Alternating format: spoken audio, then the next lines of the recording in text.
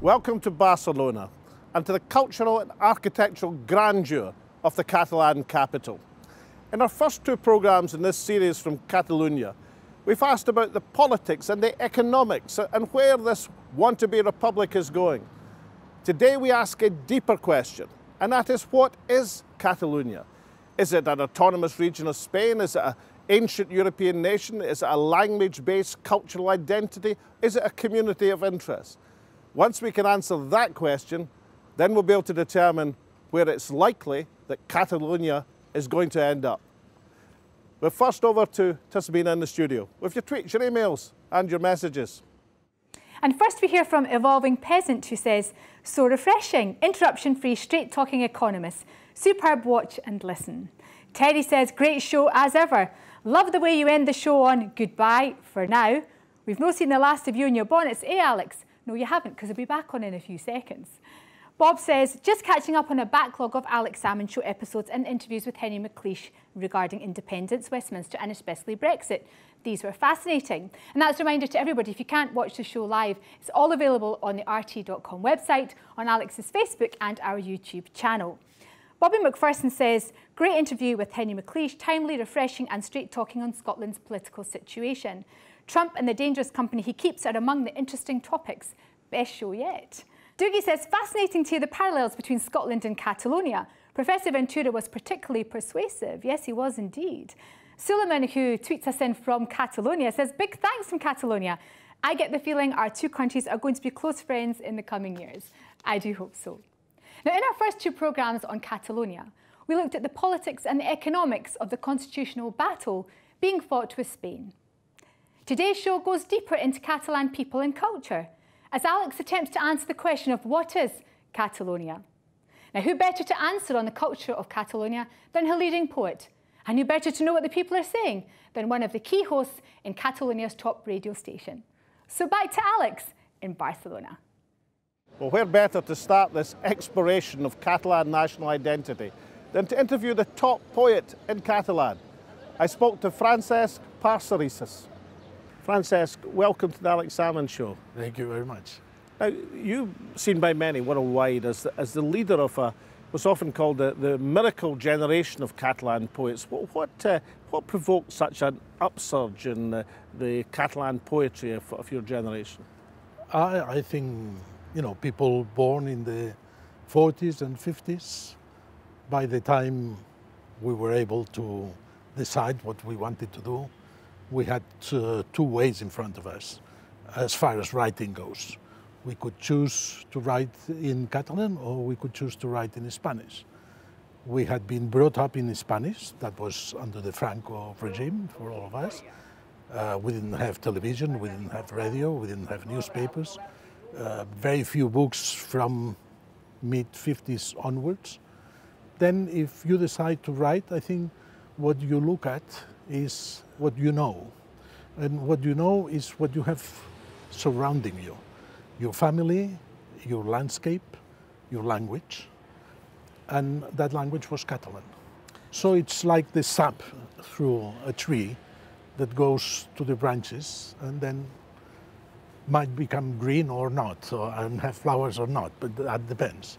So the suppression of Catalan under Franco actually led to the opposite effect that the old dictator was looking for?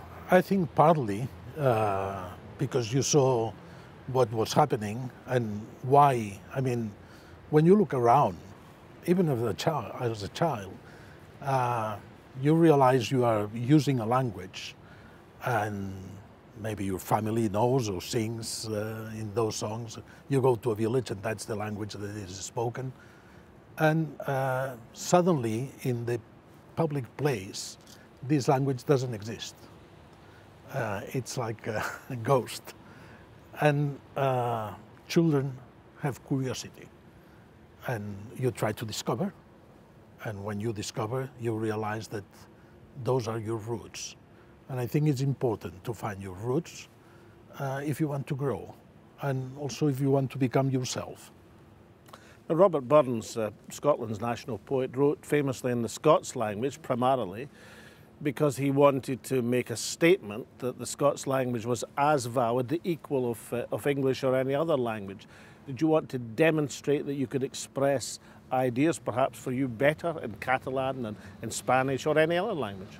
I think partly was trying to express your own ideas, I would say your feelings and your emotions more than the ideas. The language, the tools we had were all in another language. So it was important for us to recover the tools, to join the eldest, which were not all that old. And I think we were very welcome by the generation who had been born just before the Civil War and who thought probably that they were the last generation in that culture, in that language. And when they saw that they were young people, innocent enough to join the literary world or wanting to write poetry, they really helped us a lot. And you felt in good company, and you felt also belonging to a tradition which was ours. Now, when you were starting out as a young man, as a young poet, did you think that half a century or so later you'd be in an environment where Catalan is the leading language, the official language of Catalonia? Did you think that transition would carry that far? It's very difficult to know what you thought when you were young. I cannot jump into myself 60 years ago or 70 years ago.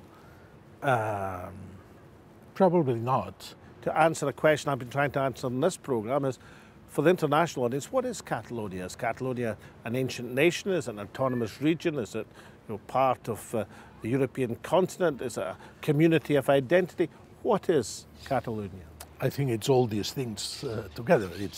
It's an old nation. It's the people, basically. I think the people belonging and wanted to belong to the Catalan identity. It's a language, it's a history, it's a culture, it's a landscape. It's many things. I think it's what makes Scottish people Scots, what makes French people French, what makes even American people, who is one of the newest nations, American. I think it's loving something which is there and it's common to everyone, and also something which comes from far back in history, and also having some sort of common future, something to look ahead, something which in the future is going to be better than what we have now or what we had in the past. That's a great answer, Francesc. Listen, I don't know what the future holds for Catalonia, but I hope it's a good one, and I hope it can be toasted in a quaich. Now, Thank you. I know that you know the drill. Thank you very much. Whiskey in the quaich. I actually have a bottle to be open that some friends brought from St. Andrews last weekend. And did you bring it with you? No, because... Thank you for the interview. I know where that whiskey is going to go. Thank you, Francesc. Thank you. I'm now joined by Marc Martinez Amat. Now, you're a journalist in RAC 1, the top radio station in Catalonia. You've got your finger on the pulse. I mean, what are the people saying about the events of the last few months? Well, I think there's a lot of worry from people about what's going on in Catalonia. So maybe some years ago, polls didn't show a lot of people thinking about this issue. People by then were more worried about unemployment, economics, corruption. But from the latest events of last year, polls show that people is now thinking about independence as a thing unsolved and asking politicians to solve it. So we're in the middle of this bustling radio station. I mean, what are your listeners phoning in about? I mean, are they phoning in about independence? Are they phoning in and telling the politicians to get on with it? What's the word in the street? Well, I think that there are a lot of people thinking that this issue should be tackled with a referendum. Other people thinking that there's no way to solve it in an agreed or through an agreement with Madrid, and that the Catalan government should go and just declare independence and try to implement a republic. And some other people think that all this issue should be forget, and let's go to the autonomy and let's do other things more easy to achieve. Where do you think this argument, this political debate is going? Do you think there's going to be a new strategy evolving from the independence supporters? Do you think the new government in Spain is going to be more conducive to at least talking? And what's going to happen now? I think we are in a turning point after what has happened in the last months, especially in October with the referendum, the declaration of independence. I think that now the pro-independence parties should have a reflection, should think about what will be the next step to take, and they are not together in what can be a roadmap. Your assessment, is there going to be meaningful discussions between the new president in Catalonia and the new prime minister in Spain? Are they going to be able to come to any understanding? I think they are going to de-escalate the tension, but further than this, I don't know if the talks can go farther, because the cornerstone of the question is, what is Catalonia?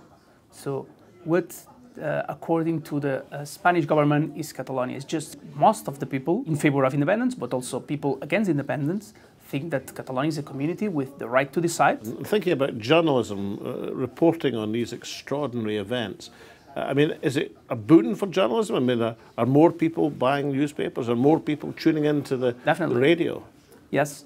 There was a huge interest on what was going on these days. So, you know that in media we can check the audience minute by minute, especially people connecting by internet. And those days, I think we had a record of listeners waiting for news and what was the reaction of what was going on. Well, Mark, I don't know if I can supply the Scotch whisky, but I can supply the quake, the receptacle. You know the drill, the whisky and the quake, and then you can toast Catalonia and Scotland. Thank you. Thank you very much. You're welcome. Well, one of the features of this Catalan debate has been the prevalence of Catalan academics working overseas, and the prevalence also of the online media. Coming up after the break, I speak to a professor from Princeton University and the founder of the oldest online newspaper in the whole of Europe. Welcome back. In attempting to answer the question, what is Catalonia, Alex has turned to poetry and to radio phone-ins. Now he looks at academia and online publications to find out what the people are telling the pollsters and what they're tweeting. Carles Boix was a professor of political science at Princeton University, has a doctorate from Harvard University, and was an advisor to the World Bank and the Inter-American Development Bank. He's been a member of the American Academy of Arts and Sciences since October 2010 and was awarded the 2012 Alberta Foundation Prize. Professor, explaining Catalonia, the feelings of people in Catalonia, you know, as the independence support has grown, have the Catalan feelings of identity as a nation increased? You are right that the sentiment pro-independent has grown. 10 years ago, it was only about, let's say, 15% of the population that would be in favor of voting for a separate country or a nation, and now it's close to 50%. I don't think that national identity has changed that much. It has become stronger, and especially the support for this, let's say, more radical solution has grown.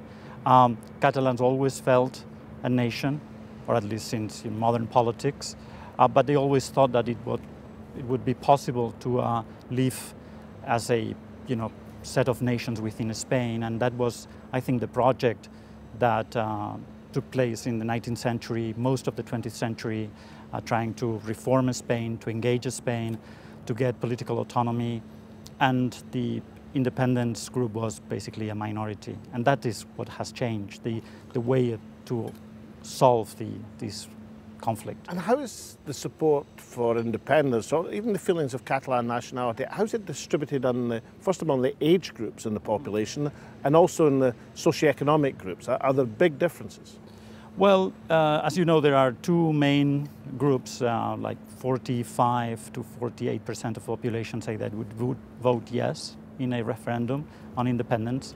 40% now say no, and the rest are ambiguous and have no opinion.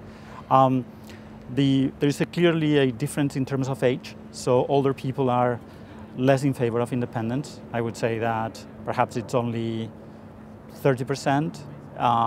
Versus, so there is a clear majority in favor of no or union with Spain among old people.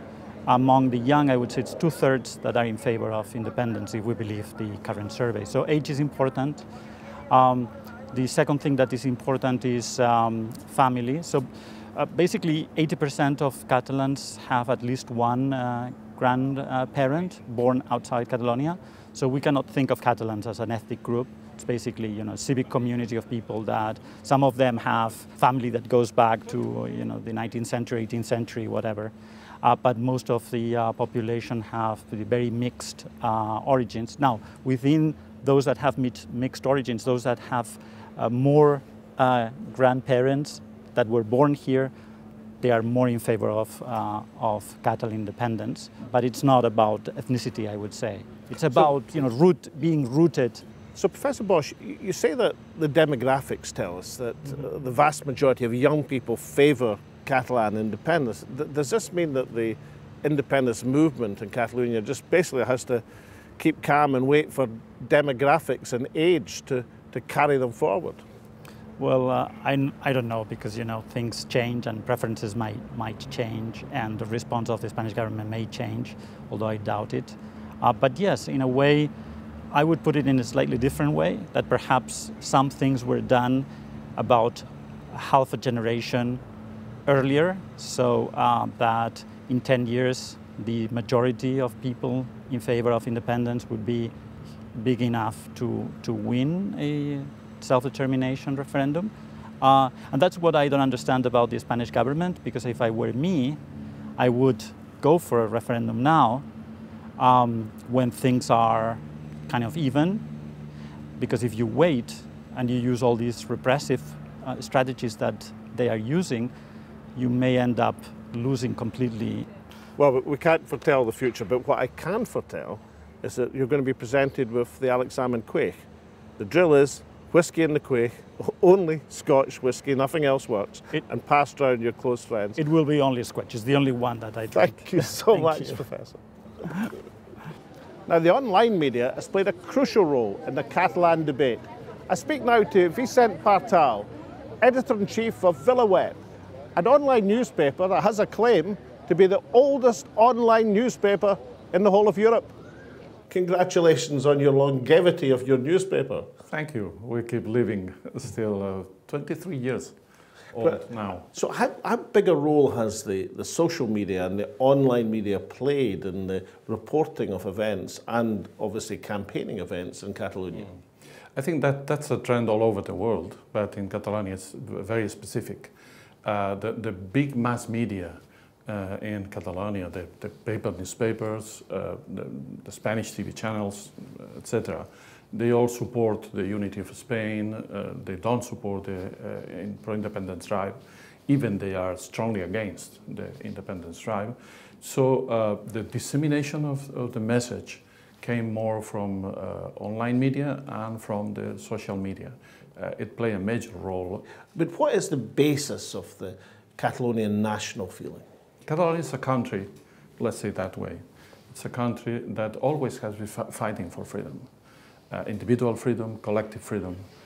Not only Catalan freedom, but for instance, every time Spain has been under a dictatorship, the most strong people fighting for freedom in Spain were the Catalans.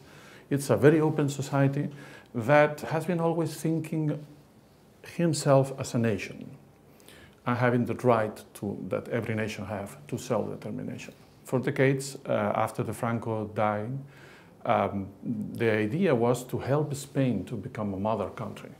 But all of a sudden, on 2010, when the Spanish Constitutional Court broke the agreement.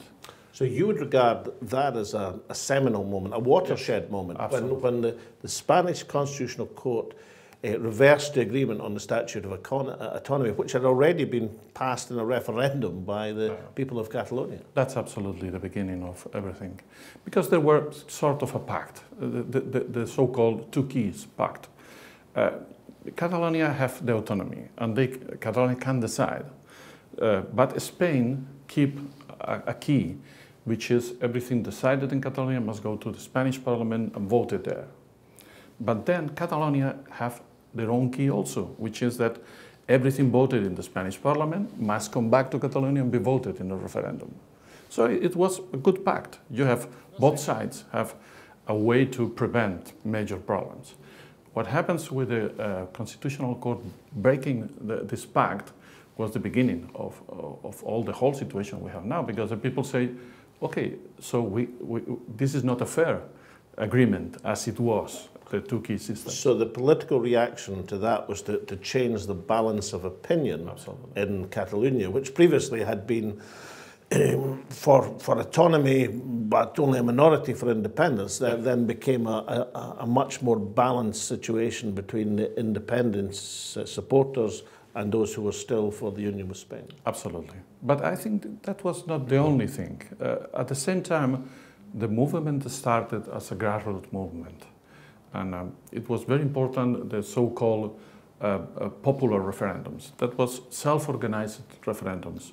In every little town, there were, I think, 700, something like this, referendums, which of course were not official referendums. But that showed the people that they have the power. So they can decide, they can organize themselves, they can build something. And that was a direct confrontation with the regime that was born in Spain after the Franco dictatorship. That is a very eccentric regime in terms of democracy in Europe, because it prevents very much the people having power. Let me take you to the 1st of October, when these dramatic events of the organised referendum, the violence by the state police sent in, the world watching what the events of. Where were you when all this was going on? How were you reporting it? Well, we were reporting. The first moment I remember was almost 11 in the morning, 9 in the morning, sorry, when the ballot boxes were open and police went to the President Puigdemont's own electoral college. And the whole country saw the police breaking the glasses of the building and so much violence that we all thought this is impossible. It cannot happen that. Very difficult in order to having information that you must know if this is real or not, checking the information, checking with the sources.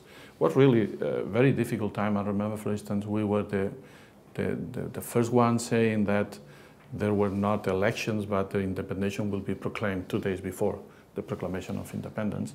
And for 50 minutes, no other media confirmed that at the end was true. But these 15 minutes were astonishing for me. I was like saying, oh my God, we were wrong, that's the end, but we were right, but we were wrong, that's the end. It's a very difficult moment for journalism, but it's fantastic. I think it's a privilege. It's the first draft of history at the end. You're in a good position to forecast the future. Where are we going now? I mean, is that the events of last October as big a watershed as the rejection of the constitutional agreement of 2010? Well, I think what happened on October the 1st, more than a political question, was a sentimental affair. This is the end. For a part of the Catalan society, this is the end. This is a political problem. And the only solution to this problem must be political. And as they doesn't want to accept that, there is no solution. I think we will see again a very hot period of time starting in September, October, especially if Spain try to send to court the political prisoners, asking 30 years for them. If that happens, I think the drive for the Republic and independence will be again on the table.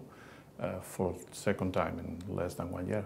There may be within the political discourse on all sides in Catalonia may be something of an answer to this? Absolutely. I think in Catalonia it's very difficult today to create a fake, extremely difficult, because there is so much people involved on any discussion. There is so much data available. There is so much people watching all the sides of the story that it is much difficult to have this debate on fake news, etc. It is, there are fake news, of course, but it is not so easy. More of it's real. More often than real, we have a lot of real news this time.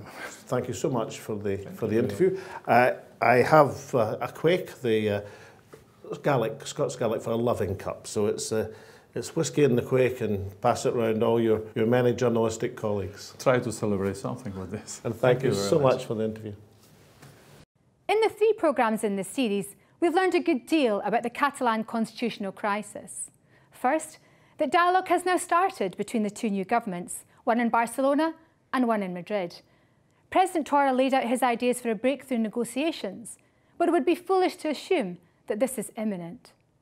Second, that the Catalan dispute, which began as an economic argument, has moved on to other even more fundamental issues, such as legality, democracy, and nationhood.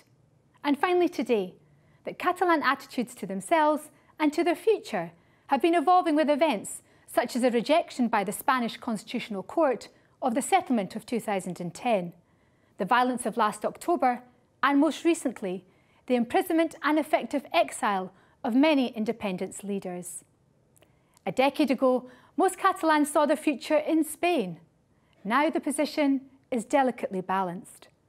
Most fascinating of all was the suggestion that given the demographics of support for independence, with young people overwhelmingly in favour, the shrewd policy of the Spanish government might be to usher any referendum forward, and equally, the rational policy of the Catalan movement might be to delay until they have a more comfortable majority. That would be a total reversal of the current position and is unlikely to happen. What is more certain is this: if one key test of nationhood is a belief in self-determination, then Catalonia passes that standard. By overwhelming majority, Catalans want the right to decide, even if they are divided, on what the decision should be. It all makes for a riveting political battle with the endgame uncertain. What is certain is that Catalonia will stay a focus of both European and world attention. And so from Alex and the team in Catalonia and from me here in the studio, it's goodbye for now.